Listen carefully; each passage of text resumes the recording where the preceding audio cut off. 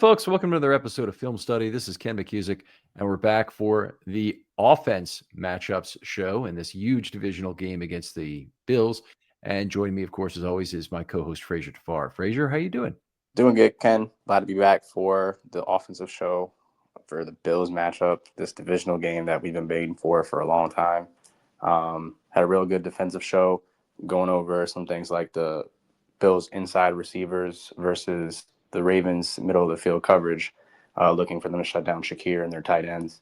And then also the Ravens' inside pass rush versus the Bills' interior protection.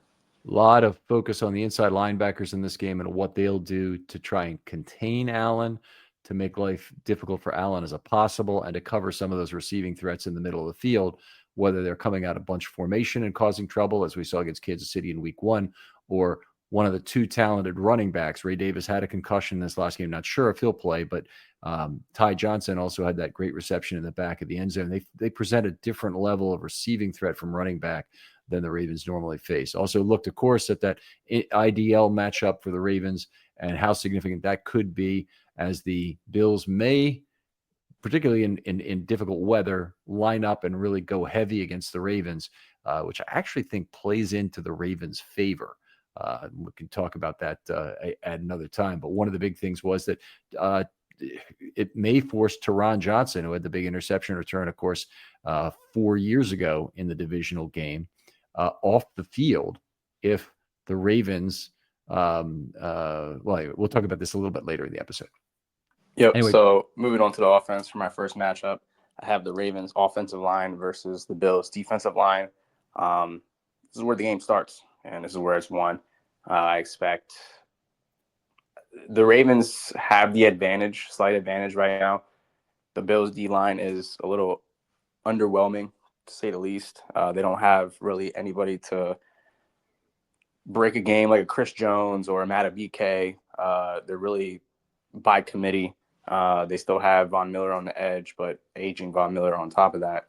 I'm expecting a strong game from Rosengarten, the whole right side. I'm expecting a strong game. He looked really well against TJ Watt, who didn't record a single stat last week, which is something that's not easy for a rookie, to say the least. I don't know how we're going to handle no man protection in terms of pass concepts. I don't expect us to throw the ball that much this game anyway due to weather. But when we get into those situations, I have confidence that we can hold up with a 5-man protection and make sure we can utilize our guys outside in the routes.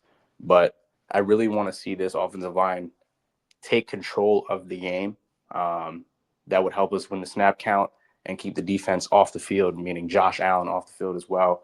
And that gives the defense time to really game plan for what the Bills are going to do next offensively. So giving us that time in possession, giving us those extra possessions is going to be crucial when the offensive line dominates on Sunday. Yeah, it's certainly something where the Ravens have a couple of options in their bag too. I'll go on to my second one because it's closely related. It's winning the chess match with heavy personnel.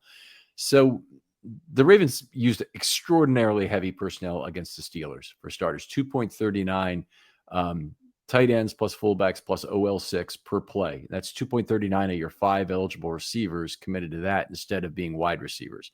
For starters, just in the most general sense, tight ends make defensive packaging much more complicated. For the Ravens specifically, they add a lot to the run game. So we've seen Isaiah Likely be very effective in level 2 and 3 in particular, as a run blocker. Some of the big plays, and Andrews had a big block on the 87-yard run in the first game against the Bills, getting up to level 2 and really making the big block that allowed Henry to go 87 yards untouched on that play. They as soon as you put 12 or 13 personnel on the field, and I'm including Ricard in that group, even though he can be in the backfield or he can be in line, but you put 12 or 13 personnel on the field, they're immediately forced into decision-making about whether they want to stay with a nickel and be a little light or go heavier and go to base defense. The Bills are not a team that gets out of the nickel very commonly. They're a committed nickel team at level 2 with Milano and Bernard, and they're going to stay that way. I don't think they'll change in this game. But if they go to the base defense, and the Ravens can force it, if they put a 6th offensive lineman on the field, as they did 15 times, actually 16 times this last week, 15 times Jones and once Cleveland, then they can actually dictate to Ron Johnson, their quality slot corner, to come off the field entirely, because you can, there's only 2 changes you can make. And I went over this in the defense episode, but it's worth going over a second time. You got 2 ways you can respond to get heavier, or go to 3 defensive linemen when the other team goes to a 6th offensive lineman. You almost always would want to do that. Way number 1 is to take a weak side linebacker off the field, or a linebacker off the field, and go with what I call a jumbo nickel. Other people around the NFL often call it penny. I don't like it because that really kind of makes the coinage not right. But jumbo nickel is the most descriptive way I can put it. The other way, which is the absolute 98% of the time, well, 95% of the time, this is probably the way NFL teams adjust to it, is to take the slot corner off.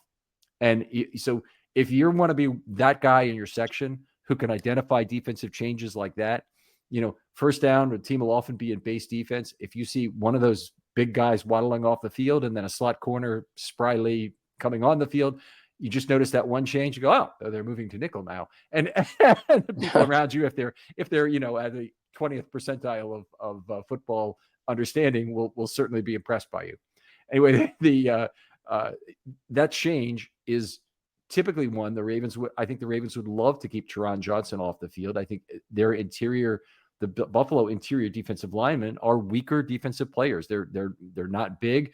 And I think the other really important thing is any stretching you can do of the interior defensive line snaps for the Bills is a very positive thing if you end up winning snap counts. If you have a good game, you're moving the football 3, 5, 8, 9, yards kind of thing, and you are getting first downs consistently, not doing it by explosive plays. That certainly could be the way it ends up here.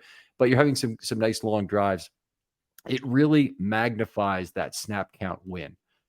You can get the defense very tired, and they might start looking like the Steelers of a week Cam ago. Hayward. Yeah. He had a lot of trouble with Patrick Queen. If your defensive linemen start looking like Patrick Queen, you're in a lot of trouble.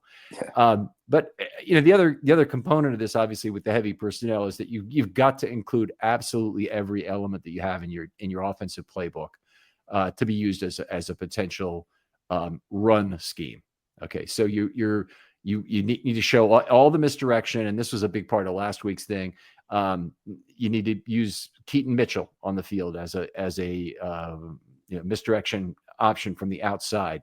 Maybe you need to use Sims again in that same role. Yep. They went to Sims instead of Mitchell this last week. Mitchell didn't play a single snap at running back. But you need to commit completely to Jackson runs and Jackson read options, because that is your most powerful element of scheme that will still work in this weather. Yep, and I think the Ravens should continue running the jet sweep. The Bills have an issue protecting against the jet sweep. I think every team that's ran jet sweep against them this year has had success. I think running that again this year, just one time, will open up the defense just that much more.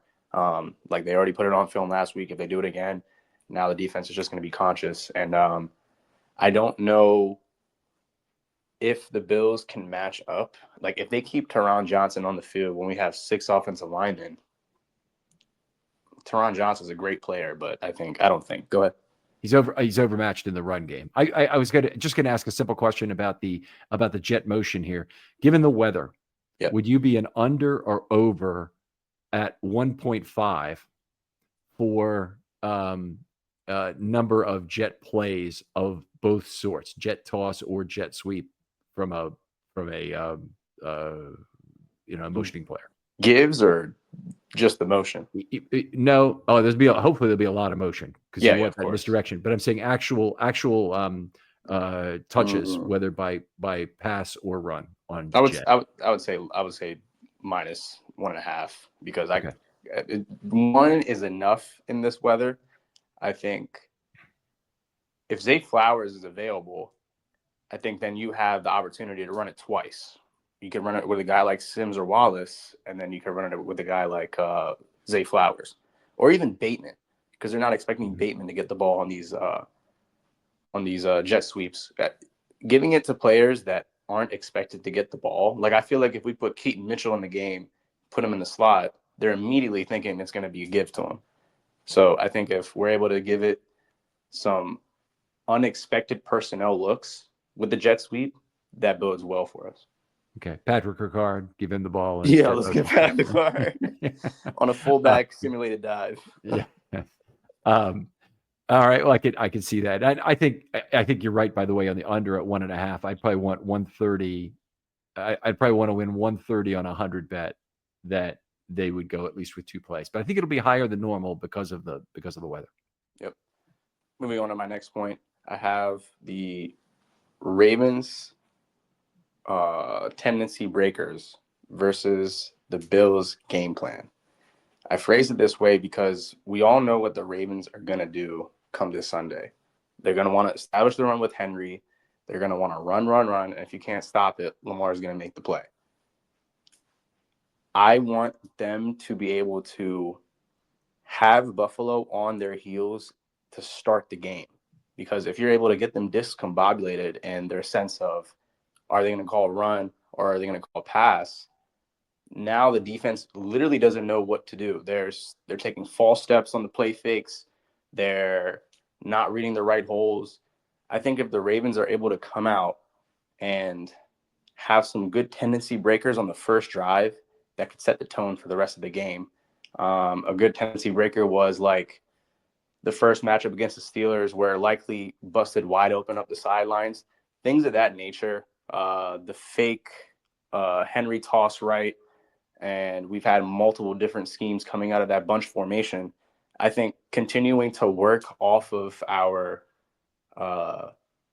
most used formation and plays and building something different in, I think Todd Monken's already doing that, but this game is the game, I think. I think if we're able to get past Buffalo, the next round isn't going to be a walk in the park, but I feel like the confidence from this Buffalo game will just carry us into the AFC Championship game. You know, the two times previously that the Ravens have won the Super Bowl, they went in as big dogs in their divisional game, and they won their key game there. I would say their key game there. In 2000, they went into Tennessee, beat them as a 6-point dog, and that was very simply the only team that could stay on the field with the Ravens. That even deserved to be on the field with the Ravens that season. In 2012, of course, they won that incredible divisional game. I think this game, it could be either of those. It could be a game where there's all kinds of problems kicking, and there are some big plays on special teams. There are some big, an interception or something really defines the game. That's certainly always a possibility when you play in conditions like this in Buffalo.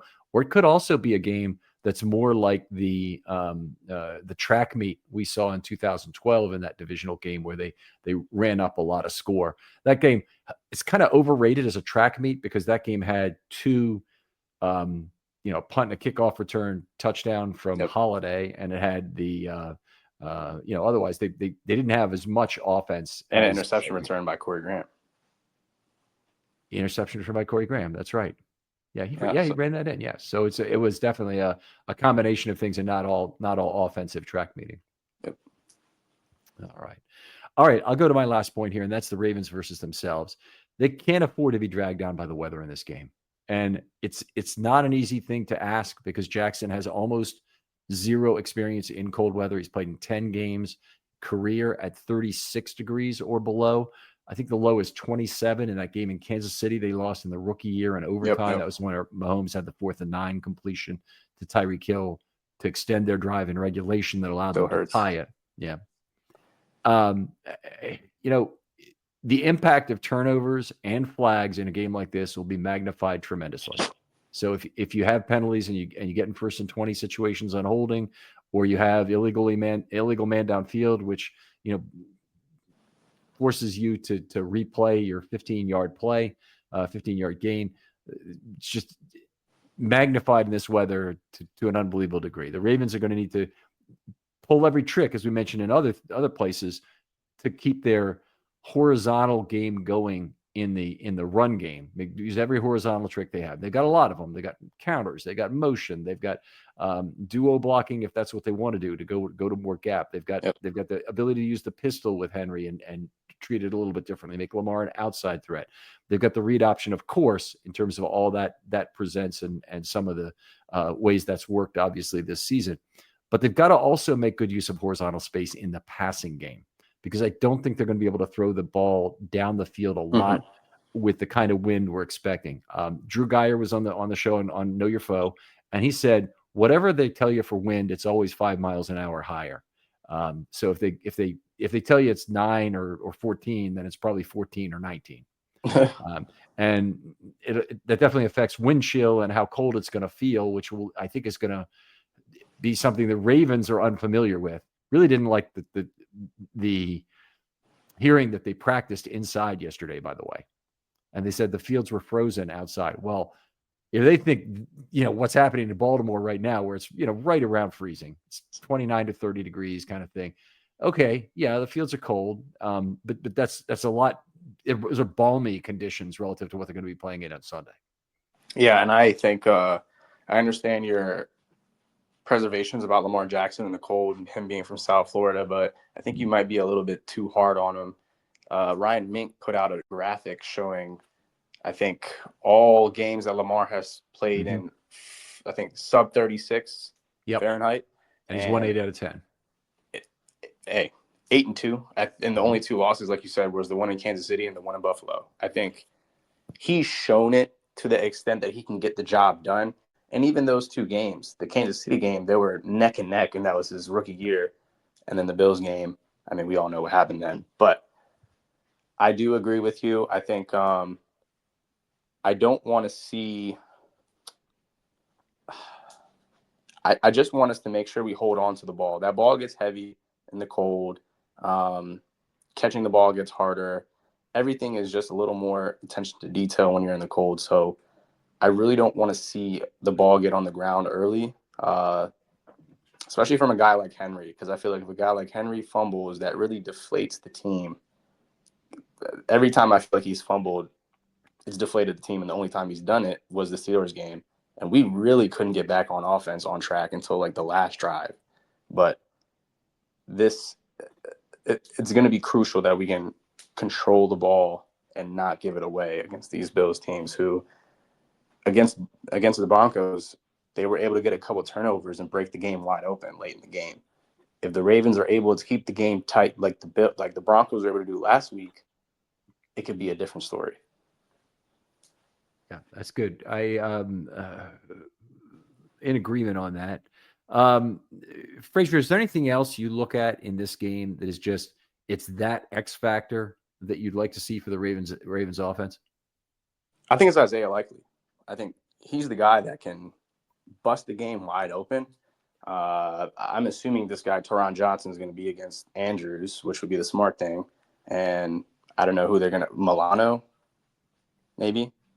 Yeah, he would be the guy. He's a good coverage, weak side linebacker who's been basically hurt the last 2 years. Doesn't have a lot of great play in the books during that time. Yeah, and I think minus from the regular game plan, which is Henry Lamar, we're going to need the supporting cast to step up. And I think Likely was that guy last week with the big catch in the last drive of the second half or the first half.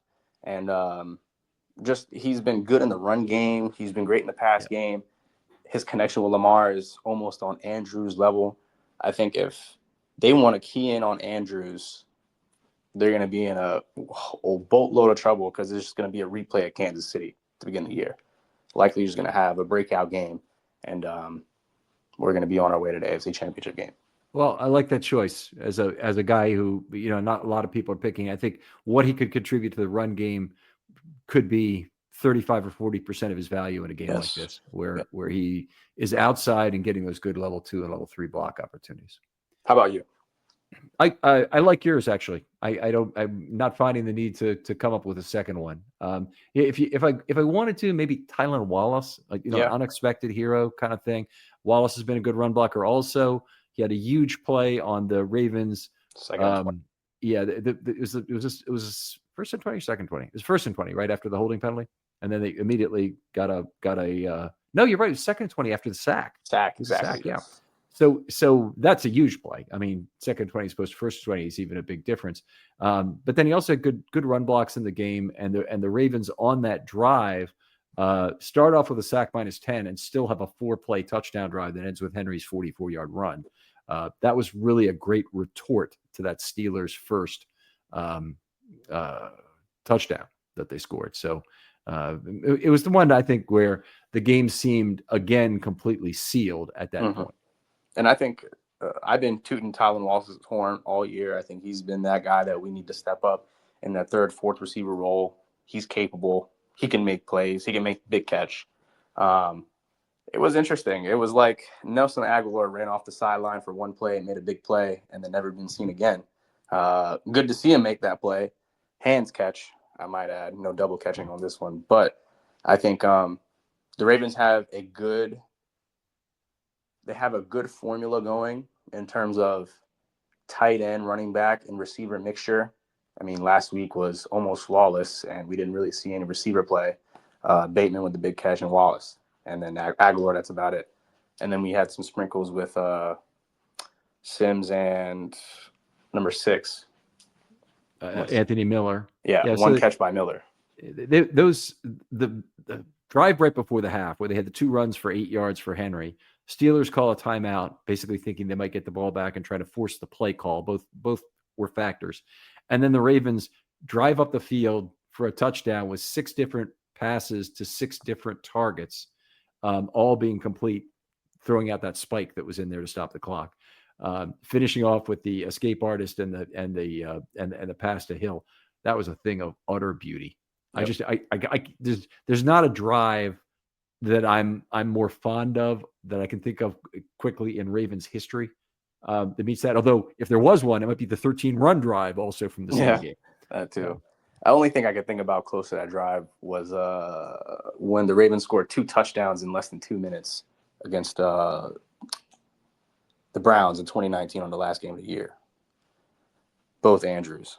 They flew down the field in like yes. Okay. So one of them was high back right corner end zone, exactly. Probably a ball that Lamar shouldn't have thrown. Yeah. It was a completion.